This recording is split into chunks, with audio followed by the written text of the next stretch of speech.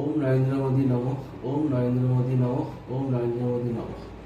Hello everyone, এই এক্ষুনি এটা আমি করলাম, please don't be surprised. As a proud devout Hindu, I am so happy, I am overjoyed, I am proud. এটা আমার কাছে গর্বের মুহূর্ত। আমাদের 33 কোটি দেবতা কিন্তু এখন আর নেই, 33 কোটি এক। লাস্ট দেবতা যিনি আমাদের এই ওয়েদার এডিশনে হয়েছেন এখানে, সেটা কে জানেন?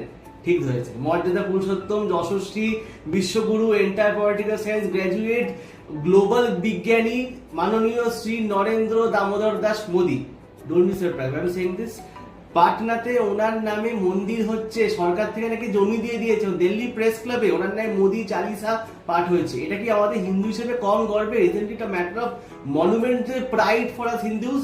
We were getting tired of those 36 crore gods and goddesses. Now we are 30 crore and one. And let me tell you, don't underestimate Mr. Modi. Mr. Modi is no mean human being. He is non-biological.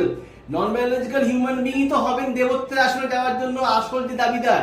সুতরাং আবার বলছে, হিন্দু হিসেবে গর্বের মুহূর্ত। জোরসে বলো হিন্দু, জয় নরেন্দ্র মোদী, ওম নরেন্দ্র মোদী নমঃ।